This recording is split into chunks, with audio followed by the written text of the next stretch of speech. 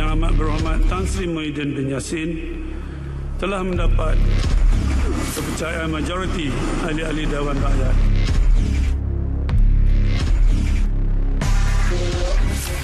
Kalau tak ada bantuan kerajaan ni memang kita rakyat ni rasa susah. Yalah, bantuan kita kena terimalah, syukurlah. Orang memberi kita merasa. Dia tahu rakyat dia tak kemampuan kan. Mana yang dia bantulah. Alhamdulillah lah.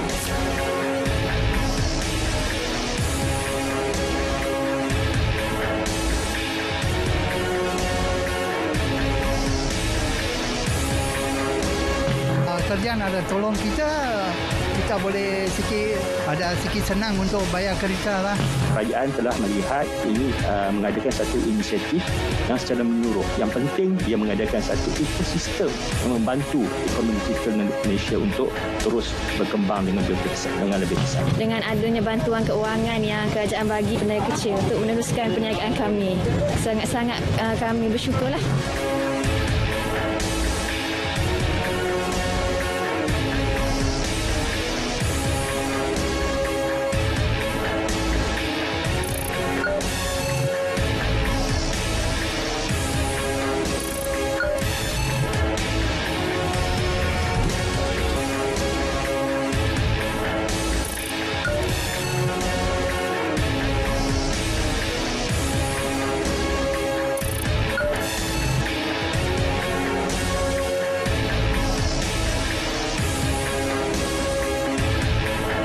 Ini adalah kerajaan untuk semua rakyat Malaysia. Jadi anggapkan kita ini sebagai hamba kepada rakyat. Mana yang boleh kita bantu dan tolong, semuanya kita akan bantu dan tolong saudara-saudara sekalian.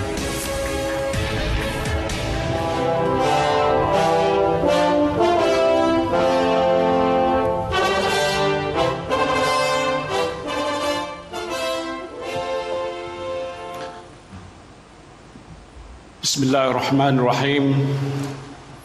Assalamualaikum warahmatullahi wabarakatuh dan salam sejahtera. Yang berhormat Menteri-Menteri Kanan dan Menteri-Menteri, Yang berhormat Menteri-Menteri Besar dan Ketua-Ketua Menteri, Yang berhormat Timbalan-Timbalan Menteri, Yang berbahagia Ketua Setiausaha Negara, Yang berhormat Yang di-Petua Dewan Rakyat, Yang berbahagia Ketua Pengarah Perkhidmatan Awam, Ketua-Ketua Perwakilan Asing, Ketua-Ketua Perkhidmatan, Ketua-Ketua Setiausaha Kementerian dan Ketua-Ketua Jabatan, Ketua-Ketua Badan Berkanun dan Syarikat Berkaitan Kerajaan, seterusnya, saudara dan saudari yang saya hormati sekalian. Alhamdulillah, marilah kita mulakan pagi ini dengan memanjatkan setinggi-tinggi kesyukuran kehadrat Allah Subhanahu wa taala atas kebesaran dan keagungannya. Maka kita diberikan kesempatan untuk bersama-sama dalam Majlis Amanat Perdana setahun Malaysia Prihatin. Hari ini genap setahun Kerajaan Perikatan Nasional dibentuk. Sepanjang tempoh setahun yang lalu, kita dihadapkan dengan satu krisis besar yang mengancam nyawa rakyat, iaitu pandemik COVID-19. Ini adalah satu krisis kesihatan di peringkat global yang tidak pernah berlaku sebelum daripada ini. It is a health crisis at a global scale which was unprecedented. Penularan wabak COVID-19 telah mengakibatkan bukan saja krisis kesihatan sedunia, tetapi juga krisis ekonomi pada skala yang tidak pernah dialami di peringkat global sejak tahun 1930-an. Negara kita tidak terkecuali daripada menerima kesan wabak COVID-19.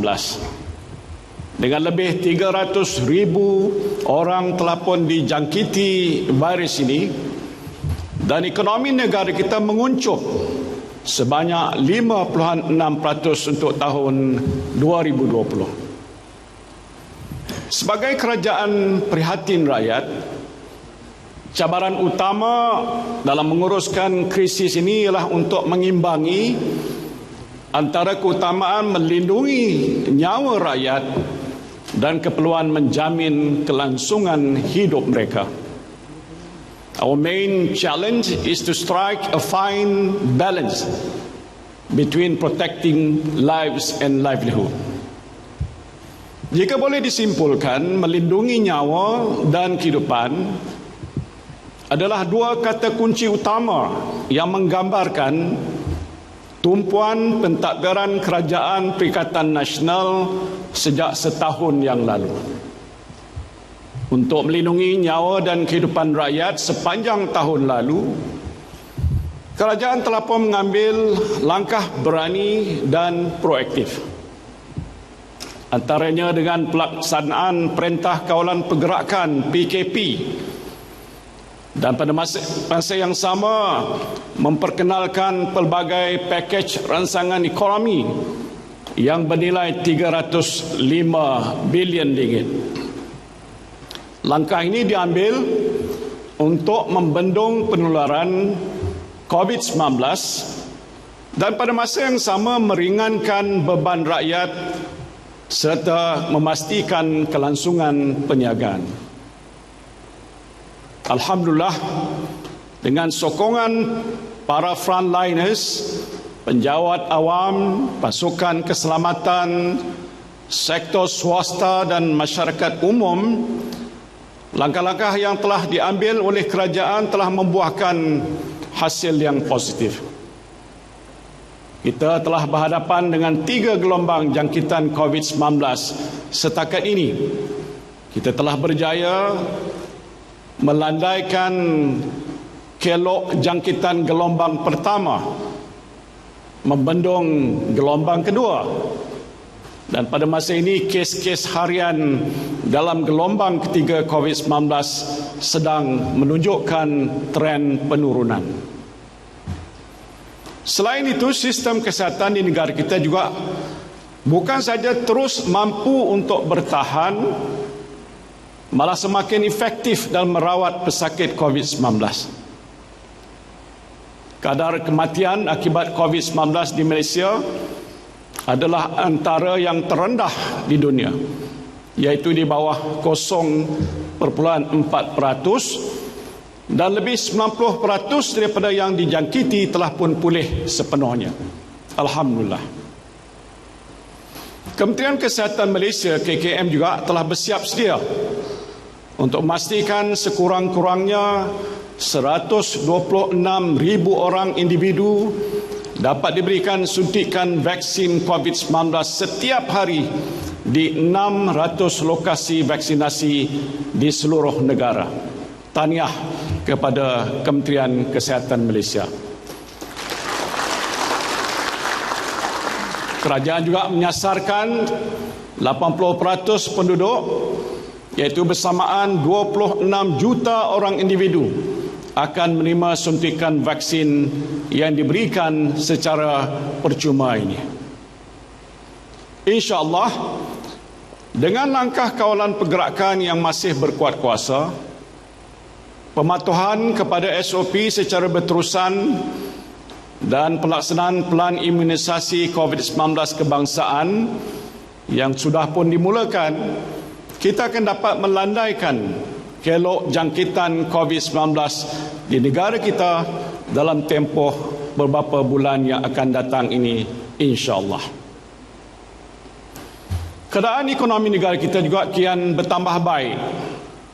Jika dibandingkan pada bulan April 2020, ekonomi menguncup 28.7%. Tetapi pada bulan Disember 2020, ekonomi negara kita hanya menguncup 1.7%. Kadar pengangguran juga telah menurun daripada 5.3% pada bulan Mei 2020 kepada 4.8% pada bulan Disember 2020. Langkah kerajaan untuk membuka semula sektor-sektor ekonomi secara berfasa selepas pelaksanaan PKP pertama pada bulan Mac 2020 telah menyumbang kepada kedudukan ekonomi semasa yang lebih baik.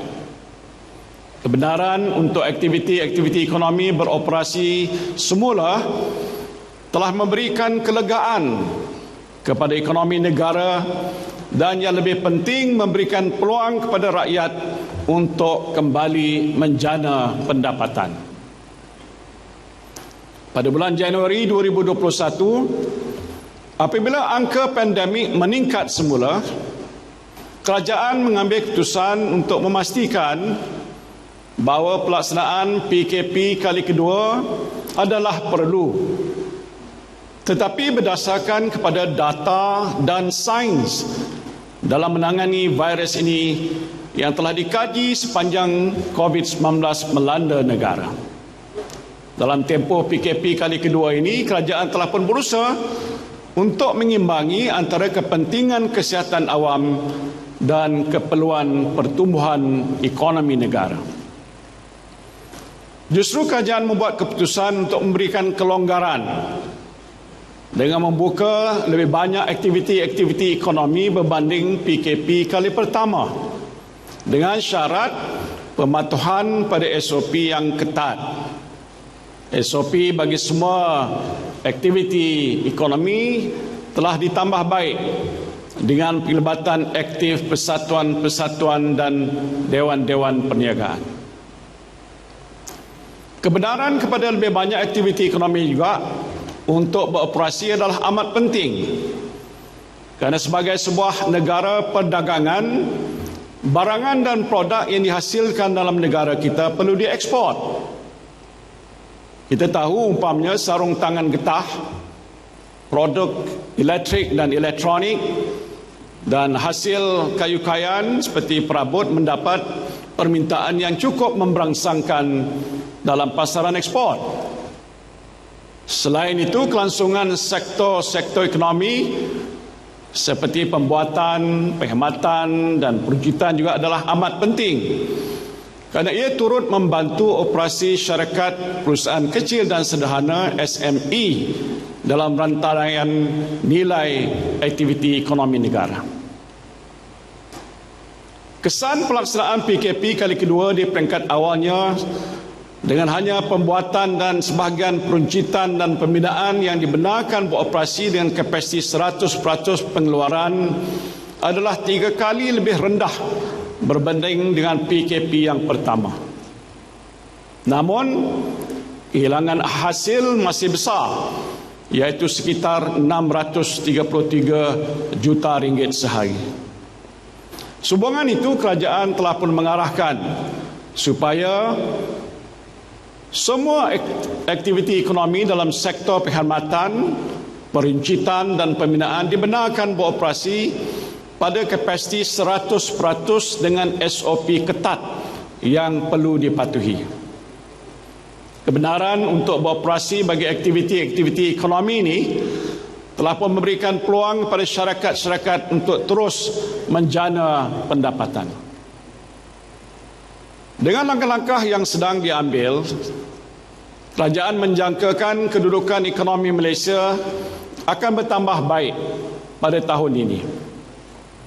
Menurut laporan World Economic Outlook oleh Tabung Keuangan Antarabangsa, KDNK dunia pada tahun 2021 diunjur kembali pulih pada kadar 5.5%, manakala perdagangan dunia turut diunjur kembali berkembang pada kadar 8.1%. Dan sejajar dengan pemulihan aktiviti ekonomi dan perdagangan dunia, ekonomi negara kita juga turut dijangka kembali pulih pada tahun 2021 insya-Allah. Badan-badan antarabangsa seperti Tabung Keuangan Antarabangsa dan Bank Dunia pada bulan Januari 2021 mengunjurkan ekonomi negara kita akan berkembang pada kadar 7 dan 6.7%. Pemulihan ekonomi negara juga akan turut diterajui oleh sektor perkhidmatan dan pembuatan yang menyumbang lebih 80% daripada KDNK negara. Pada masa yang sama, permintaan domestik diunjur mencatat pertumbuhan yang stabil, disokong oleh penambahbaikan dalam pasaran buruh, kadar inflasi yang rendah dan keadaan pembiayaan yang menggalakkan serta penerusan semula projek utama infrastruktur. Sebagai sebuah negara yang pertumbuhan ekonominya dipacu oleh ekspor, sentimen pelabur adalah amat penting bagi sumber penciptaan pekerjaan. Dari aspek ini, keyakinan dalam pasaran Malaysia tetap teguh, terutamanya daripada pelabur asing berdasarkan pelaburan sebanyak 23.1 bilion ringgit dalam pasaran bond sehingga Ogos 2020. Pelaburan asing bersih di Malaysia juga kekal positif daripada 2.2 bilion pada suku kedua 2020 kepada 6.1 bilion pada suku keempat 2020. Antara faktor yang menyokong keyakinan pelabur luar ini ialah usaha giat kerajaan untuk mengadakan libat urus dengan pelabur sedia ada bagi memahami kehendak industri dalam tempoh pelaksanaan kawalan pergerakan. Selain itu, usaha-usaha untuk menarik pelaburan tambahan dan baru juga sentiasa giat dijalankan. Ringgit Malaysia juga telah muncul sebagai antara mata wang paling kokoh di Asia Tenggara, dipacu oleh inisiatif secara berterusan pihak kerajaan dan swasta dalam memulihkan ekonomi dan menangani pandemik COVID-19. Dan ini merupakan suatu petunjuk penting untuk menilai kemapanan ekonomi negara dari segi jangka masa yang panjang. Saudara-saudari yang saya hormati sekalian, setelah mengharungi segala cabaran pada tahun 2020, kerajaan ini bertekad untuk memacu pemulihan ekonomi dengan lebih rancak lagi pada tahun 2021. Ialah kesemuanya untuk kesejahteraan rakyat. Saya tahu walaupun keadaan sudah beransur pulih, ramai rakyat di luar sana masih mengalami kehilangan punca pendapatan dan banyak usahawan kita yang tertekan untuk meneruskan perniagaan. Pada awalnya, semasa wabak COVID-19 mula melanda negara kita, ia merupakan satu perkara baru yang tidak pernah kita alami sebelumnya. Banyak perkara yang masih belum diketahui tentang virus ini. Setelah setahun berlalu, banyak yang telah pun kita pelajari. Antaranya ialah berdasarkan analisa data COVID-19 adalah didapati bahawa 10% daripada lokasi kluster COVID-19 menyumbang kepada lebih daripada 85% kes COVID-19 di negara kita ini.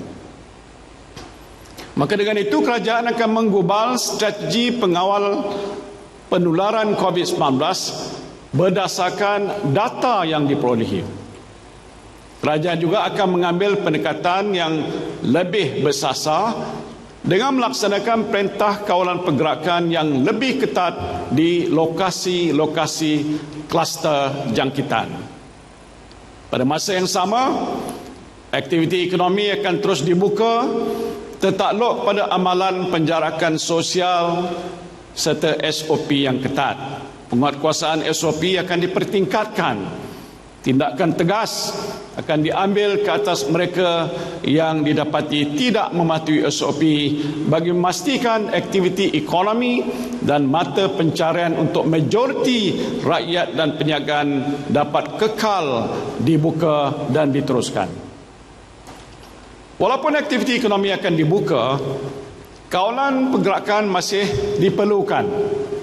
Ini termasuklah di kawasan sempadan antarabangsa, kawalan pergerakan merantasi negeri dan juga aktiviti sosial dan perniagaan di mana penjarakan sosial tidak dapat diamalkan.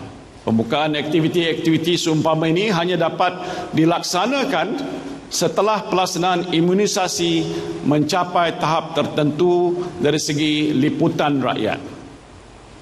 Saudara-saudara sekalian, mengambil kira situasi ini, kerajaan akan merangka langkah-langkah tambahan dalam tempoh yang terdekat ini. Iaitu pertama, menyediakan bantuan secara bersasar kepada kumpulan rentan, terutamanya golongan miskin serta golongan yang mengalami kehilangan pendapatan. Ini telah pun kita berikan pada masa yang lalu dan insya-Allah akan kita teruskan di masa yang akan datang.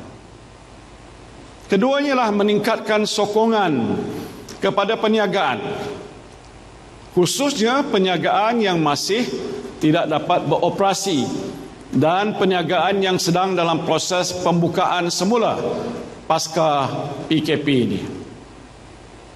Ketiga, memberi tumpuan pada sistem penyampaian awam, terutamanya bagi memastikan bantuan sampai kepada semua yang memerlukan, menyegerakan pelaksanaan projek pembangunan serta mengurangkan karenah birokrasi supaya aktiviti ekonomi kembali rancak sehingga ke peringkat akar umbi dan menggalakkan pelaburan baru dari dalam dan luar negara. Dan keempat, memberi fokus utama kepada agenda pendigitalan selaras dengan pertumbuhan sumber kekayaan baru dan transformasi ekonomi negara dalam aktiviti yang berasaskan pengetahuan dan inovasi. Pandemik COVID-19 kita tahu telah pun memberikan kesan yang besar kepada masalah pengangguran di negara kita. Pada tahun 2020 sebanyak 107,024 kes pemberhentian kerja dilaporkan. Manakala 14,273 kes lagi dilaporkan sehingga 21 Februari 2021. Dan untuk mengatasi masalah pemberhentian kerja dan pengangguran ini, kerajaan telah pun menubuhkan Majlis Pekerjaan Negara yang saya pengusikan. Ia merupakan badan tertinggi dalam penetapan dasar dan strategi serta pemantauan pelaksanaan inisiatif berkaitan penciptaan pekerjaan. Bagi tahun 2021, Majlis Pekerjaan Negara menyasarkan pewujudan sebanyak 500,000 peluang pekerjaan kepada rakyat di negara kita ini. Untuk tujuan ini, kerajaan menerusi Pekeso sedang pun melaksanakan program Penjana Kerjaya 2.0 dan pemerkasaan portal My Future Jobs bagi menggalakkan majikan mengambil dan melatih pekerja-pekerja baru. Sepanjang tahun lalu, seramai 161,603 pencari kerja telah ditempatkan dalam pekerjaan baru. Setakat 26 Februari 2021, seramai 25,648 orang lagi telah pun berjaya mendapat pekerjaan. Melalui My Future Jobs, terdapat 243,892 tawaran pekerjaan yang masih terbuka untuk para pencari kerja, di mana 143,320 peluang pekerjaan telah diwujudkan menerusi portal My Future Jobs. Sebagai sebahagian daripada usaha untuk menyokong pertumbuhan ekonomi dan penciptaan pekerjaan, kerajaan akan memberikan fokus pada pemerkasaan ekonomi digital. Menjelang tahun 2025, ekonomi digital dijangka akan menyumbang 22.6% kepada keluaran dalam negara kasar. Dan sehubungan itu, saya telah melancarkan rangka tindakan ekonomi digital Malaysia dan inisiatif My Digital pada 19 Februari yang lalu. Rangka tindakan ini menjadikan hala tuju untuk Malaysia menjadi sebuah negara yang berdaya saing dalam era digital ini. Berdasarkan laporan International Institute for Management Development (IMD) World Digital Competitiveness Ranking 2020, daripada 63 buah negara, Malaysia berada pada kedudukan ke-26 dengan skor 82.39%. Manakala daripada aspek kreativiti dan inovasi, Malaysia berada pada kedudukan ke-12 daripada 190 ekonomi rantau Asia Timur dan Pasifik dengan skor 81.5 dalam World Bank's Doing Business 2020. Tak tepuk tangan tak apa.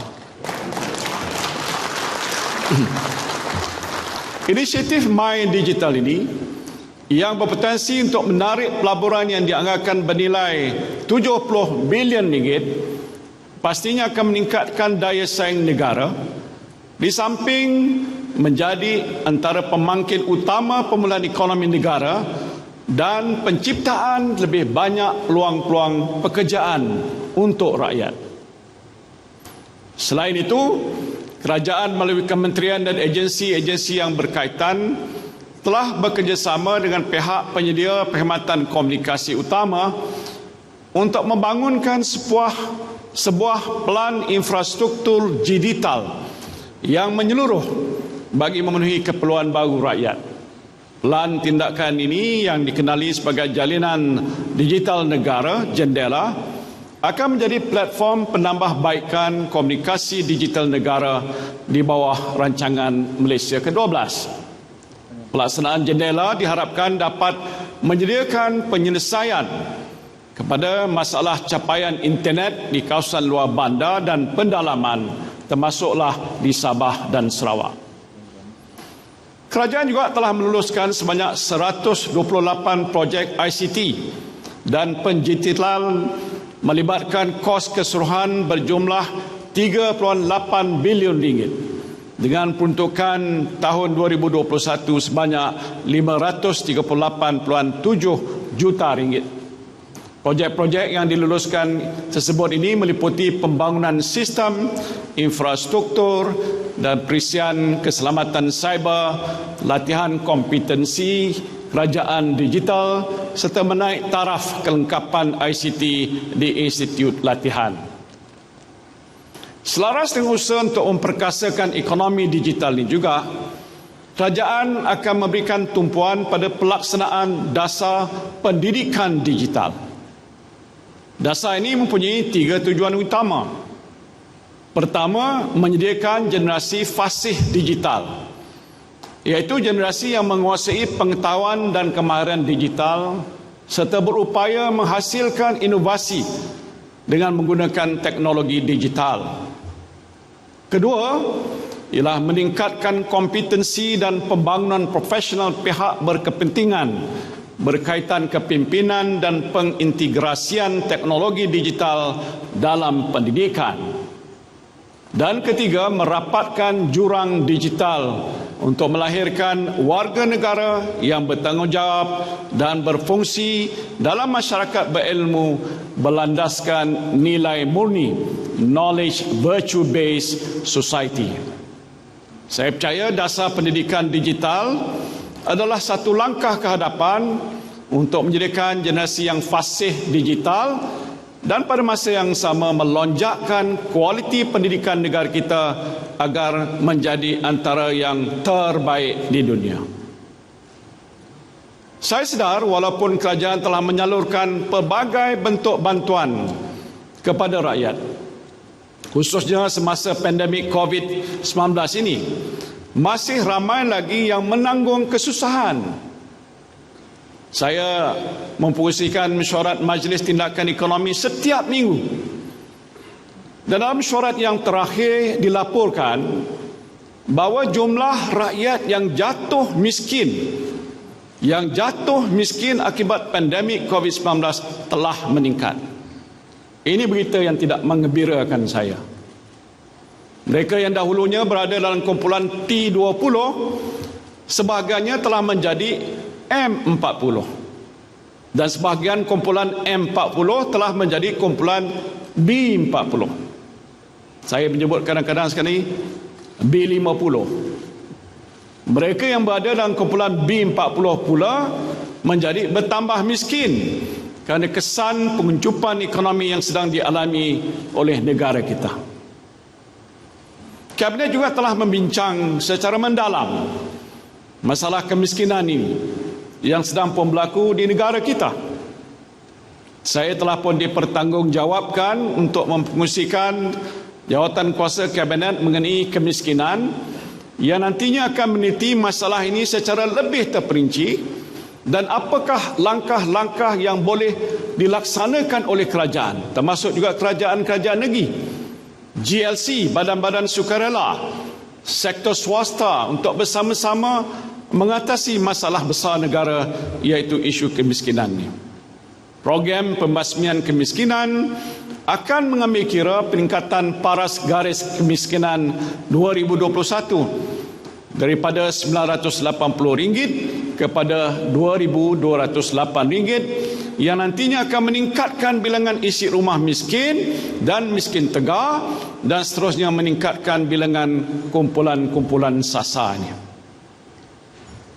Dalam usaha untuk nak menangani penurunan COVID-19 dan menjamin keselamatan rakyat, kerajaan juga akan mempertingkatkan aspek kawalan sempadan, memastikan pematuhan terhadap perintah kawalan pergerakan, menambah baik pusat-pusat tahanan sedia ada, termasuk membuka pusat-pusat tahanan sementara dan memperketatkan kawalan kemasukan warga asing. Kerajaan juga tidak sedikit pun berkompromi dalam isu pendatang asing tanpa izin parti, terutamanya dalam usaha untuk membendung penularan COVID-19. Sehingga 31 Disember 2020, sebanyak 6,634 operasi ke atas parti telah dilaksanakan dan seramai 22,522 orang parti dan 387 orang majikan telah pun ditangkap. Dan selain itu 11 sindiket berkaitan parti dan 111 orang dalang telah pun ditahan. Kerajaan juga turut memperkasakan kawalan sempadan melalui Ops Benteng di bawah National Task Force yang terdiri daripada pelbagai agensi keselamatan bagi mengekang kemasukan parti yang menyebabkan peningkatan penularan COVID-19 ini. Ops Benteng ini antaranya telah berjaya melaksanakan tangkapan dan pengusiran ke atas parti, tekong serta merampas bot haram yang cuba memasuki perairan negara. Sebagai langkah ke hadapan, kerajaan akan terus melaksanakan kawalan keselamatan dan penguatkuasaan, terutamanya terhadap arahan perintah kawalan pergerakan yang sedang berkuat kuasa. Selain itu, dasar dan perundangan berkaitan keselamatan akan diperkasakan bagi mengukuhkan lagi aspek penguatkuasaan. Kawalan sempadan akan menjadi antara fokus kerajaan melalui transformasi pengurusan dan tadbir urus. 5 pendekatan 5 sempadan hadapan ataupun 5 front approach yang merangkumi sempadan utara Kedah, sempadan utara Kelantan, selatan, Sabah dan Sarawak akan dilaksanakan dengan menambah aset dan penggunaan peralatan yang berteknologi tinggi yang berbeza mengikut kesesuaian bentuk muka bumi di sempadan. Ini termasuklah penambahan pos-pos kawalan, pagar sempadan, CCTV, radar dan drone yang berkapasiti tinggi. Saudara sekalian, pandemik COVID-19 telah mengajar kita betapa pentingnya negara kita mempunyai sistem kesihatan yang terbaik. Pencapaian setiada sistem kesihatan Malaysia telah membuktikan keprihatinan kerajaan dan hasil kesungguhan serta kecemerlangan Kementerian Kesihatan Malaysia serta Barisan Harapan dalam menyediakan perkhidmatan kesihatan yang sempurna kepada rakyat. Terima kasih pada Barisan Harapan kita.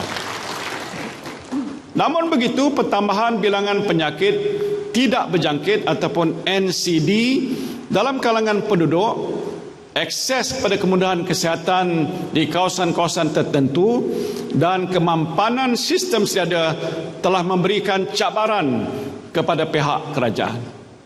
Di samping itu, pandemik COVID-19 yang melanda negara dan seluruh dunia juga telah mendedahkan beberapa jurang yang wujud dalam sistem sedia ada serta langkah jangka pendek dan jangka panjang yang perlu diambil bagi memastikan ia tidak memberikan tekanan yang melampau pada sistem kesihatan negara kita pada masa hadapan.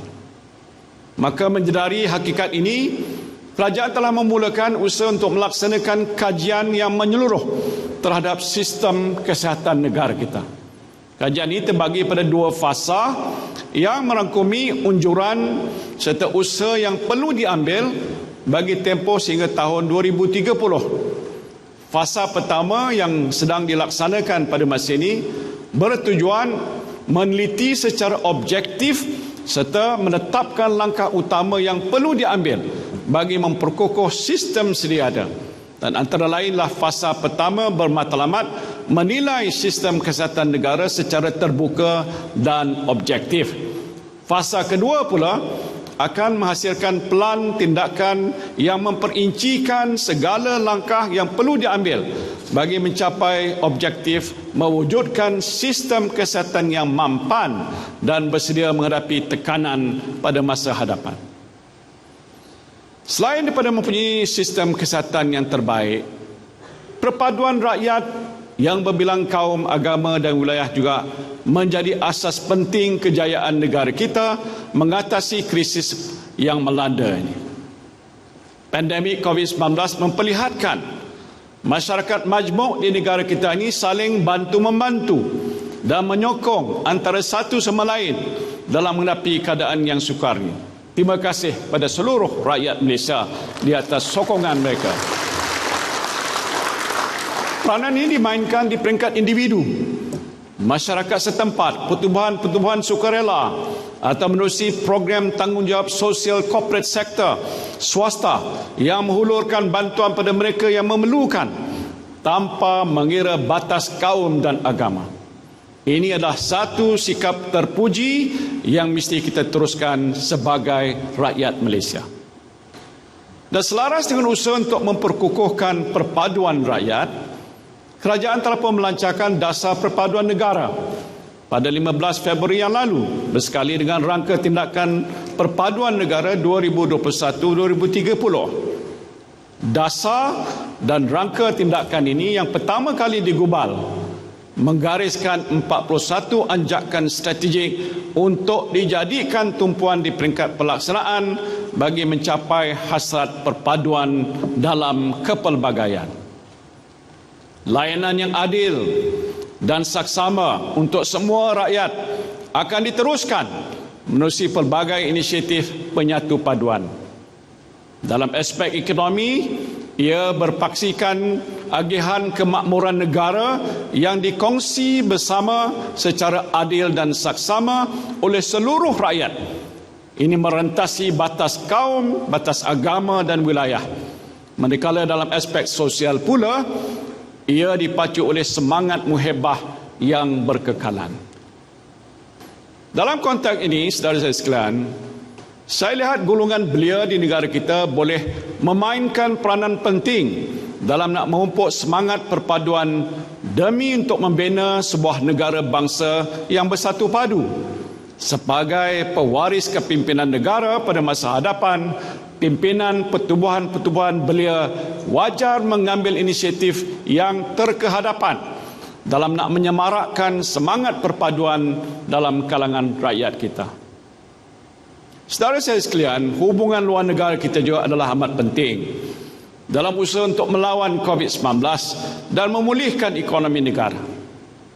Selain kejayaan kita menjadi tuan rumah persidangan APEC 2020 yang diadakan secara maya, Malaysia akan terus memainkan peranan penting di peringkat antarabangsa, termasuk menerusi kerangka pemulihan komprehensif ASEAN yang dipersetujui semasa sidang kemuncak ASEAN ke-37 menjamin Malaysia sentiasa mempunyai akses kepada vaksin, termasuklah vaksin generasi baru, di samping berusaha untuk memperluaskan pengiktirafan global sijil kesihatan digital ataupun pasport vaksin Malaysia dan memberikan bantuan serta memudah cara kepulangan rakyat Malaysia yang terkandas di luar negara.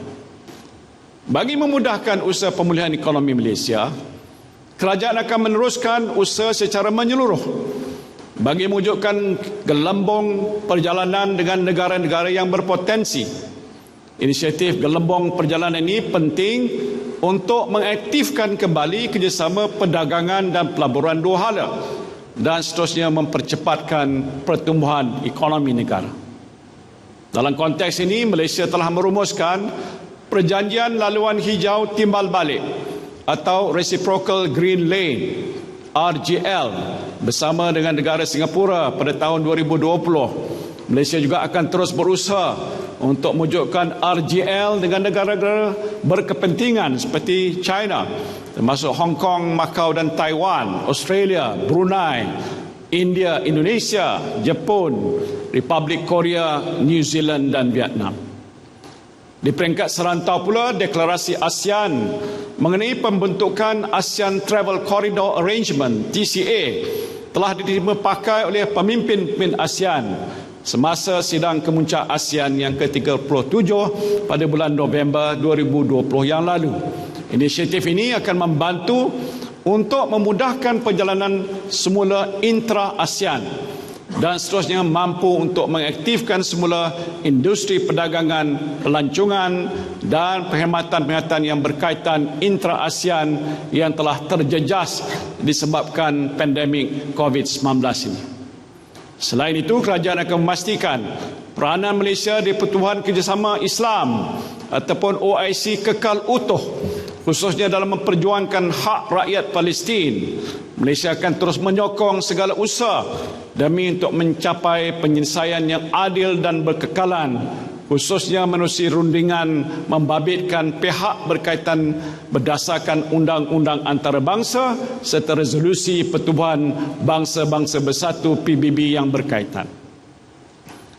Saudara dan saudari yang saya kasihi sekalian, sementara kerajaan pada masa ini memberikan fokus kepada usaha-usaha untuk mengatasi masalah COVID-19 dan memulihkan ekonomi negara, kita juga perlu merancang pembangunan dan kemajuan ekonomi negara untuk jangka masa yang panjang. Dalam konteks ini, pelan pembangunan sosioekonomi negara 5 tahun adalah penting bagi menetapkan hala tuju strategik yang jelas dan meletakkan ekonomi negara di atas asas yang lebih kukuh. Sehubungan ini, kerajaan telah memperkenalkan wawasan kemakmuran bersama 2030 sebagai kesinambungan pada wawasan 2020. Matlamat utama WKB 2030 adalah supaya rakyat Malaysia secara keseluruhannya dapat mengecapi taraf hidup wajar ataupun decent standard of living menjelang tahun 2030. 3 objektif utama WKB 2030 adalah memastikan pembangunan untuk semua, menangani jurang kekayaan dan pendapatan, dan mencapai hasrat negara yang bersatu, makmur dan bermaruah. WKB 2030 juga akan dilaksanakan melalui rancangan Malaysia ke-12 2021-2025 dan rancangan Malaysia ke-13 2026-2030. RM ke-12 bertujuan untuk mencapai Malaysia makmur, inklusif dan mampat. Dasar dan strategi yang sedang dirangka di bawah rancangan Malaysia ke-12 menunjukkan komitmen kerajaan yang prihatin terhadap permasalahan rakyat dan meletakkan ekonomi Malaysia di atas landasan yang lebih kokoh dan berdaya saing. Matlamat rancangan Malaysia ke-12 bukan saja untuk merancakkan kembali pertumbuhan ekonomi, malah turut memastikan kemakmuran negara dapat diagihkan secara lebih adil dan seksama serta tidak mengabaikan kelestarian alam sekitar.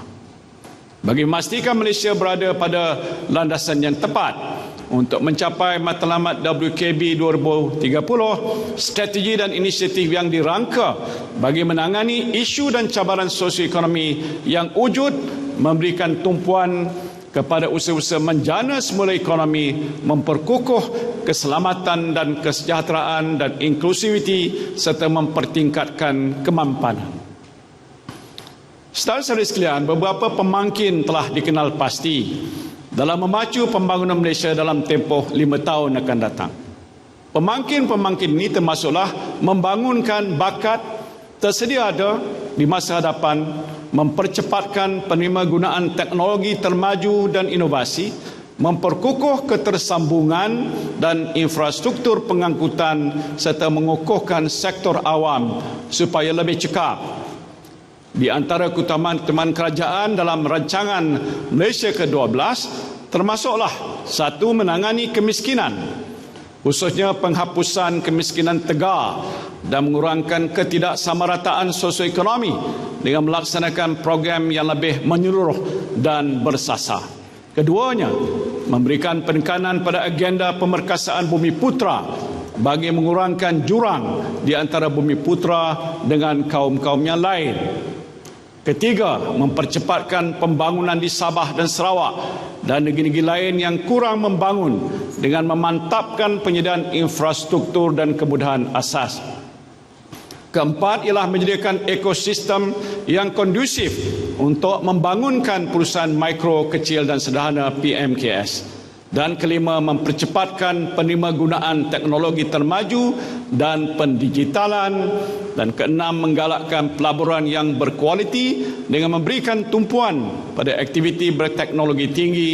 Ketujuh, mempercepatkan peralihan pada ekonomi hijau untuk menyokong agenda pembangunan mampan dan menjadikan Malaysia sebagai sebuah negara rendah karbon.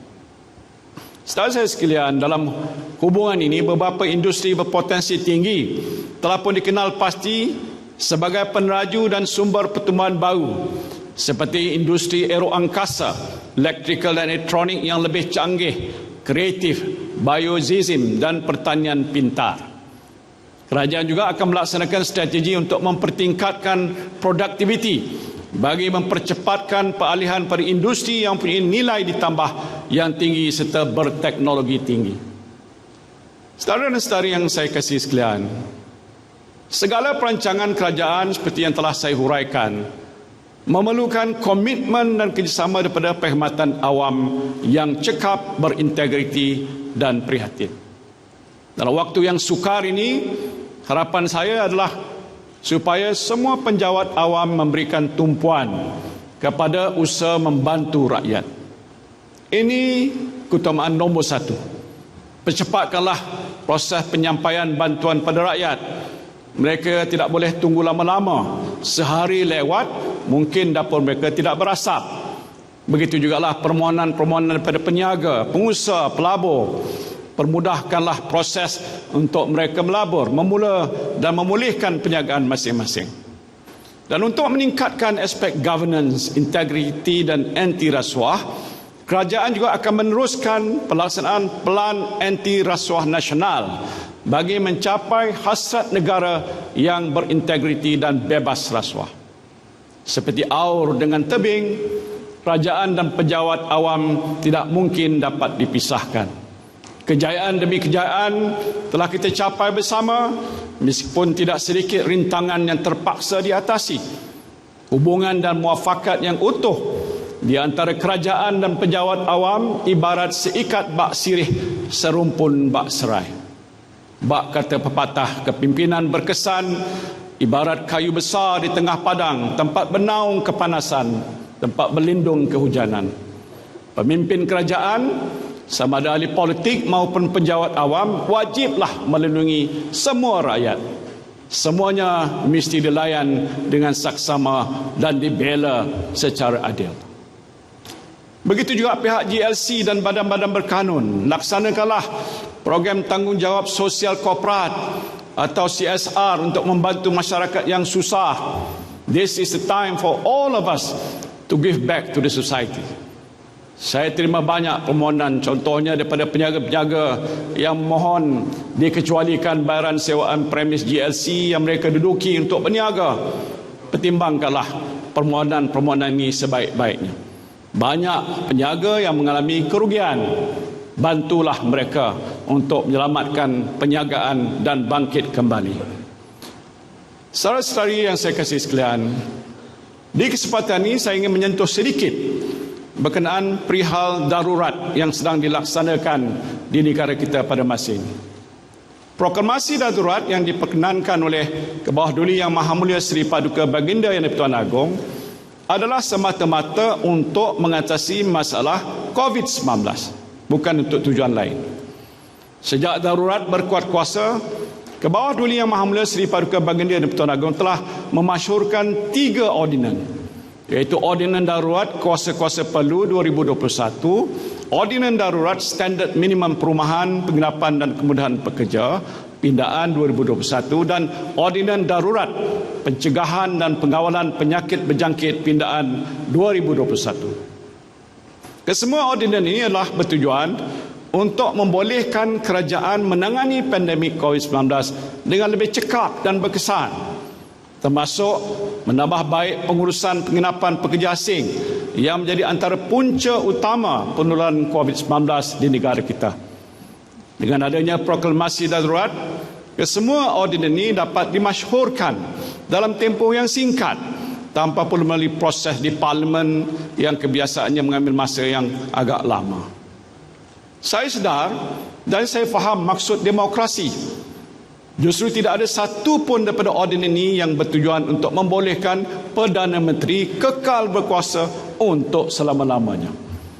Malah darurat yang sedang dilaksanakan ini juga mempunyai tempoh tamat, iaitu pada 1 Ogos 2021. Inilah kali pertama dalam sejarah negara darurat mempunyai tempoh tamatnya. Tak apa, tak tepuk tangan pun tak apa. Selain itu, Kebawah Duli Yang Maha Mulia Seri Paduka Baginda dan Pertuan Agong telah melantik sebuah jawatan kuasa khas bebas yang turut dianggoti oleh ahli-ahli Parlimen pembangkang untuk meneliti keadaan darurat di negara ini dan membuat perakuan sama ada darurat boleh ditamatkan lebih awal atau sebaliknya.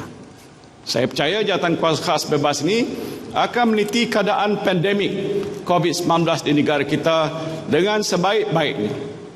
Jika jawatan kuasa ini berpuas hati bahawa masalah COVID-19 telah dapat dikawal sepenuhnya, maka perakuan boleh dibuat supaya darurat ini dapat ditamatkan.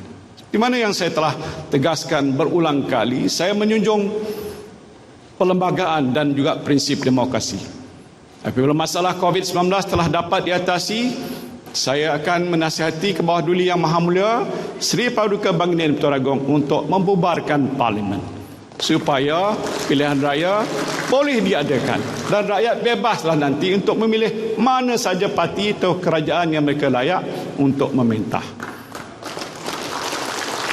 Buat masa ini, berilah ruang pada kerajaan Perikatan Nasional ini untuk tumpukan sepenuh perhatian kepada usaha untuk mengawal penularan wabak ini. The main focus of this government at this moment, of course, is to steer this country clear of the double whammy of health and economic crisis. And once the pandemic is over, which I hope will be very soon, I will then advise the Yang di-Pertuan Agong to dissolve Parliament. And until such time, my colleagues in the Cabinet and I will continue to carry out our duties and responsibilities to the very best of our ability. Because when the election is held, we will leave it to the people to decide whether the Perikatan National Government should be re-elected or otherwise. My hope is they will re-elect us. Because you are free to choose, and that is what democracy is all about. Excellencies, distinguished guests, ladies and gentlemen, I'd like to take this opportunity to express my deep appreciation to all foreign heads of mission based in Malaysia for your invaluable contribution throughout this challenging time. The health, humanitarian and economic crisis brought about by the pandemic required not just local but also international collaborations in providing aid to the people. Malaysia highly appreciates the bilateral and multilateral support rendered, including in delivering protective and medical equipment such as face masks, ventilators, as well as the exchange of expertise in managing the COVID-19 crisis. Foreign diplomatic missions have been playing a critical role in channeling accurate information and updates to the international communities in this country, including on policies concerning health screening, business operations and border control.